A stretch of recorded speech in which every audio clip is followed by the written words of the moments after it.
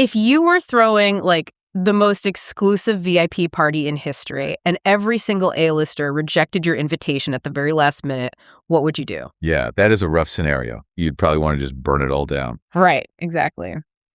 Well, today we are taking you into an audio recording of a really densely packed Sunday sermon from June 2026 that asks exactly that question. And we are diving into an ancient text for this one. We are. It is the parable of the Great Banquet from the Gospel of Luke, chapter 14. Which is a fascinating source. It really is. And I want to say right up front, whether you approach this as a theologian or a historian or just an absolute skeptic, our mission today isn't to preach or to take theological sides. Right. We're definitely not endorsing any specific religious viewpoints here. Exactly. We are simply your guides. We're here to impartially unpack a really fascinating psychological and cultural narrative that completely upends how we think about success, status, and the paralyzing fear of failure. And the context for this narrative is just everything. Oh. You really can't just lift a story like this out of the text and treat it like a standalone bedtime story. No, it doesn't work like that at all. It doesn't. It's deeply embedded in this massive, ongoing conversation spanning centuries of scripture. Right. And if we ignore that historical backdrop, we completely miss the explosive nature of what's actually happening at this dinner table. Okay, let's unpack this, because while it is so easy to assume a parable about a banquet is just, a comforting tale about a nice divine party, the audio we are analyzing reveals something completely different. It really does. It reveals a story dripping with ancient grudges, incredibly toxic status games, and a profoundly counterintuitive take on what winning and losing actually look like in the real world. So to truly grasp the shockwave this story sent through its original audience, we really have to rewind. We have to get into their head. Exactly. We need to establish what that specific audience, the religious elite of the first century, what they thought they already knew about this cosmic banquet. Right. And the source material does a brilliant job of tracing this back into the Old Testament. It does. It specifically brings up a rather quirky, brilliant detail about a figure known as Lady Wisdom. Oh man, this detail caught me completely off guard. The speaker notes that despite the grammatical feminine phrasing, because, well, words for wisdom are feminine nouns in Hebrew and Greek. Right. But this figure of Lady Wisdom is actually understood in this theological framework as a representation of Jesus Christ. Which is a really interesting twist. It is. And what does Lady Wisdom do? She holds a massive feast specifically to welcome the simple-minded, the uneducated, to come and be made wise. And that imagery of the feast, it doesn't just stop there. It keeps going. Yeah, it builds over centuries and connects directly to a famous prophecy by the ancient prophet Isaiah. Okay, break that down for us. So Isaiah describes this ultimate end-of-history banquet set on a mountain. The imagery is incredibly lavish. We're talking rich food, marrow, well-aged wine, the works. Exactly. And it culminates with the promise that God will finally swallow up death forever. Wow. But here's the linchpin of the whole prophecy. Isaiah explicitly states this feast is for all peoples. Like everyone. Yes, not just the Israelites, but explicitly the Gentiles, the non-Jewish nations. It literally says all peoples. That feels as unambiguous as you can possibly get. You would think so. But the massive historical twist highlighted here is that by the time Jesus is actually sitting at a table telling this parable, the religious leaders had completely warped that original prophecy. The cognitive dissonance is honestly staggering. Yeah, they popularized an interpretation that literally inverted the plain text they claimed to revere. They did. They read a feast for all peoples, and over time, they twisted that into a belief that God was only inviting the Gentiles to this banquet to trick them. Wait, to trick them? Yes, to ambush and destroy them. They genuinely believed the banquet was this hyper-exclusive club, and only the highest status, meticulously law-observing individuals would actually get to taste the food. That is wild. It brings up the obvious question of how a society gets from God will destroy death for everyone to what is essentially a divine red wedding. A red wedding is the perfect way to describe it. Right. You know, the classic fantasy trope where you invite your sworn enemies to a celebratory feast purely as a pretext to lock the doors and slaughter them? Exactly like that. How do they justify that theological leap? Well, you have to look at the historical pressure cooker they were living in. Okay, set the scene. The Israelites were an occupied people under the boot of the Roman Empire. Right, they were oppressed. They were traumatized, marginalized, and totally desperate to maintain their unique cultural identity. That makes sense. So the religious leaders built this impenetrable fortress of extra-biblical purity laws. They layered complex rule after complex rule on top of the original text. Just to create a clear division between the pure insiders and the impure outsiders. Exactly. It was a survival mechanism that mutated into a toxic obsession with social status. That is so dark. When you view your religion purely as a tool to prove you are superior to your oppressors, the idea of sharing paradise with them is just intolerable. So you need the exclusivity. You need the outgroup to be violently punished so your in-group feels validated. You hit the nail on the head. That context changes absolutely everything. It means Jesus isn't just telling a quaint story. Oh, not at all. He's literally dropping a bomb at a dinner party.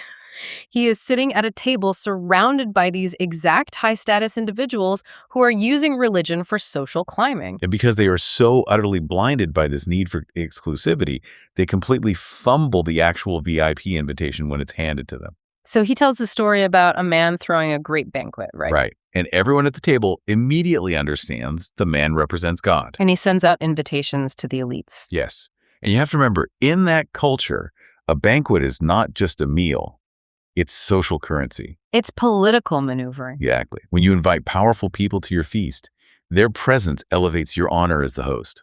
So the religious leaders listening to the story assume they are those VIPs. They absolutely do. Yeah. They assume God desperately needs their attendance to make his cosmic banquet legitimate. But when the banquet is finally ready, the servant goes out to say, "Come, everything is prepared." And what do these invited elites do? They start offering up excuses. Yeah. One says he just bought a field and needs to see it. Right. Another says he bought 5 yoke of oxen and needs to test them. And let's be real, those are incredibly flimsy excuses. They really are. You don't buy a piece of real estate without looking at it first. You don't buy livestock without testing them. This isn't a polite scheduling conflict. No, not at all. In an honor shame culture, accepting an invitation to a massive feast and then backing out at the exact moment the food is served is a calculated, aggressive insult. Wow. You are essentially telling the host, I despise you.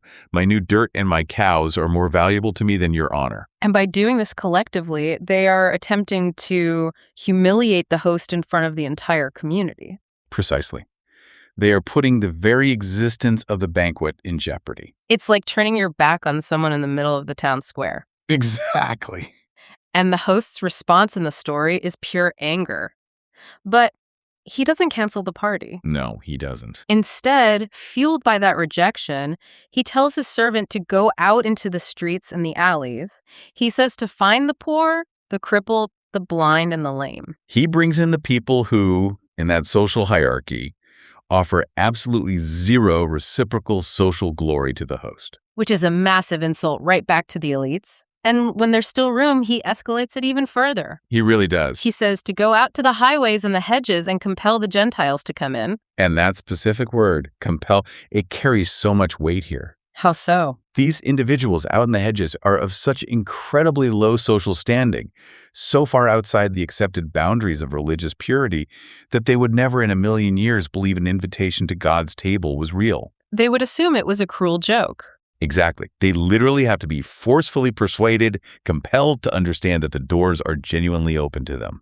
So what does this all mean? I mean, I am stuck on the sheer irrationality of the elite's behavior here. It is baffling from the outside. Right. Why would people who have dedicated their entire waking lives to studying scripture, memorizing prophecies, and waiting for God, why would they actively and publicly reject the actual invitation from God when he finally shows up? It is a great question. What is the specific mechanism driving that level of blindness? What's fascinating here is how the source unpacks the psychology of unmet expectations. Okay, break that down for me. The answer is simple but devastating.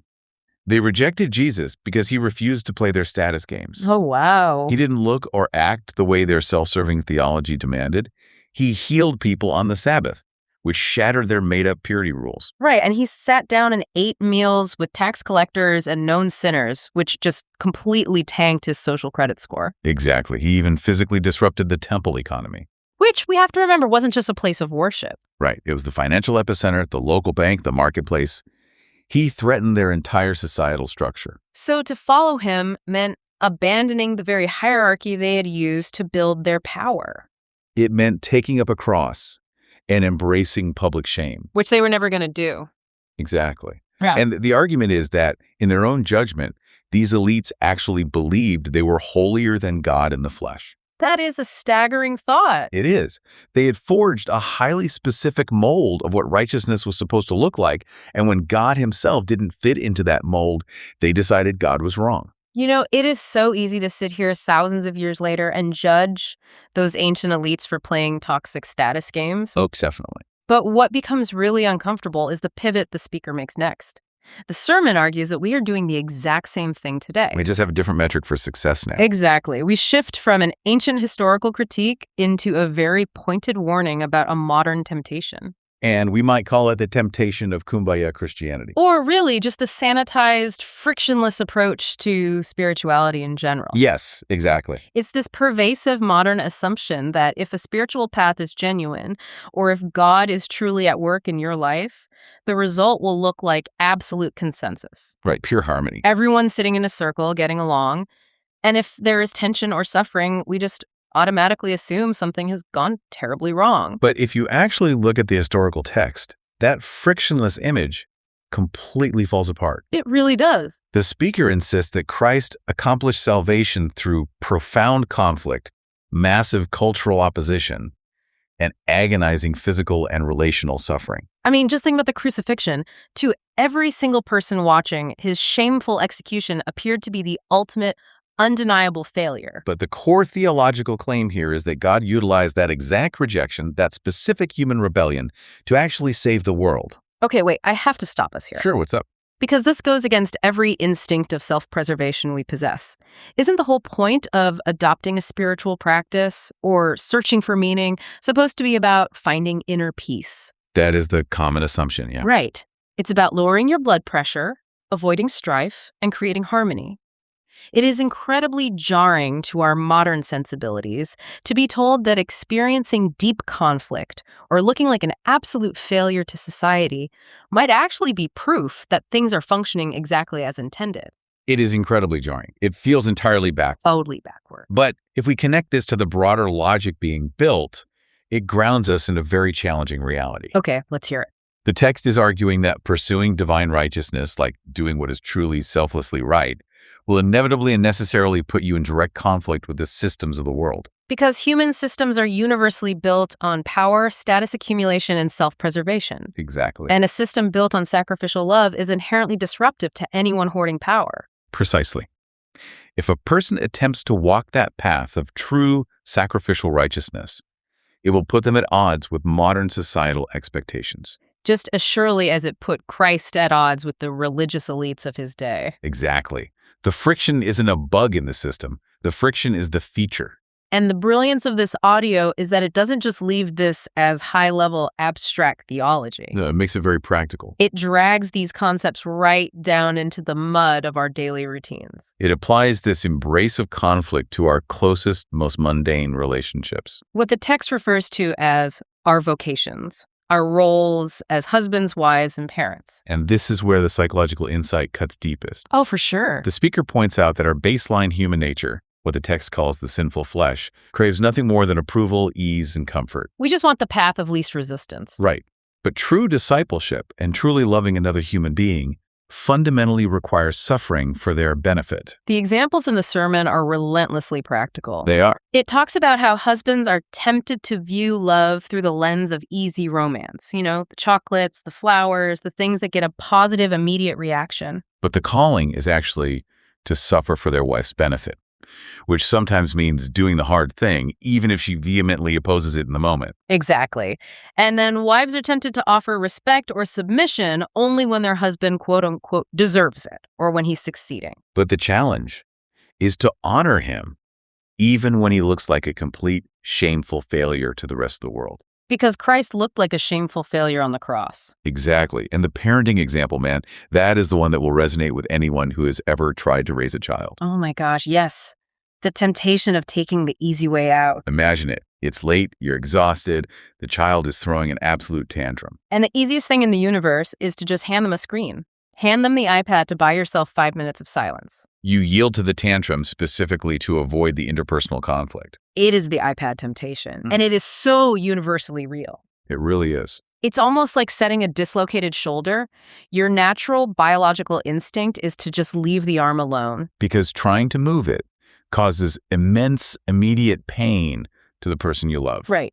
Handing over the iPad is like leaving the shoulder out of the socket. It's comfortable right now. The screaming stops. But true love requires you to step into the conflict. You have to inflict the temporary pain of popping that joint back into place so the arm can actually heal and grow strong. The friction and the relational pain are the precise locations where character is forged. That is such a heavy thought. This raises an important question, though. What's that? If the standard for love is this relentlessly high, if it demands constant self-sacrifice and leaning into painful conflict rather than avoiding it, how does anyone survive the crushing weight of their own unworthiness? Yeah, because the reality is we all fail. We all choose the couch. We all hand over the iPad eventually. If the bar is absolute perfection, we are all doomed. Which brings us to the ultimate resolution of the sermon. And it ties beautifully back to the very first point about the banquet. Exactly. The remedy for that inevitable failure is actually built into the invitation itself. We are reminded that the invitation to God's great banquet was never, at any point, based on the guest's worthiness. That was the foundational error of the ancient religious elites. They thought they had to earn their seat. But the poor, the blind, the lame, the people pulled from the hedges, they had zero track record of success to offer. Right. The theological claim here is that Christ perfectly succeeded in taking up his cross. He embraced the conflict perfectly. And instead of hoarding that success, he takes his perfect record and simply credits it to the imperfect, failing believer. Wow. The physical act of taking communion, of coming to the altar, is described as a foretaste of that ultimate banquet. It is the tangible moment where the exhausted, struggling individual is declared worthy. Not because they finally parented perfectly or because they finally achieved marital bliss. But entirely because of Christ's sacrifice. Here's where it gets really interesting to me from a purely psychological standpoint. Yeah. The recording ends with an incredibly radical directive.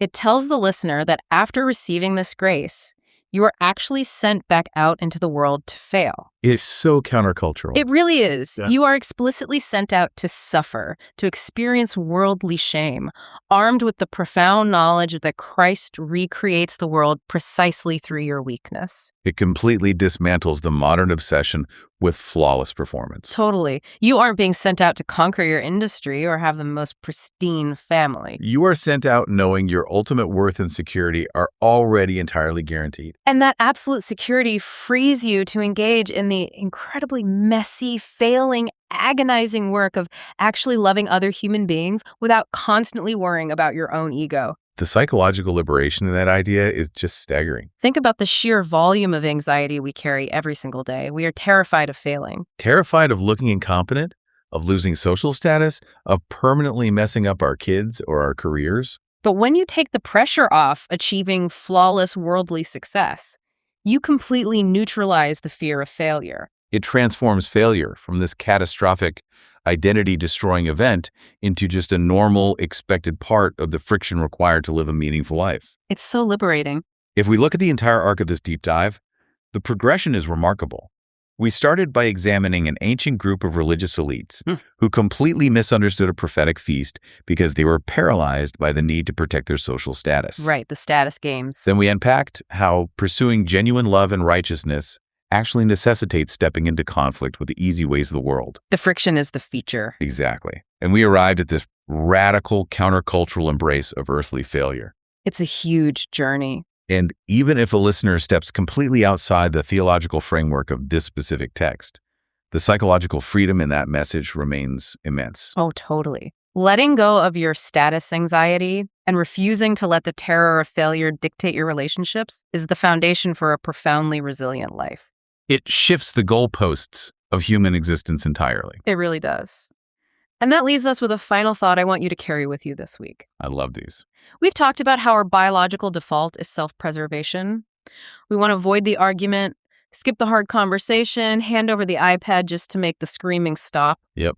Path of least resistance. But look around at our modern culture. We are universally obsessed with life hacks. We celebrate apps, routines, and devices designed to remove every single ounce of friction from our days. We demand that everything be seamless, fast, and painless. Exactly. But if the psychology embedded in this ancient parable is correct, what if our relentless pursuit of a frictionless existence is actually depriving us of the exact struggles required to build meaningful character? Are we optimizing and hacking ourselves right out of a truly deep, fulfilling life? It makes you wonder if a clean, perfectly predictable ending is really what we should be aiming for after all.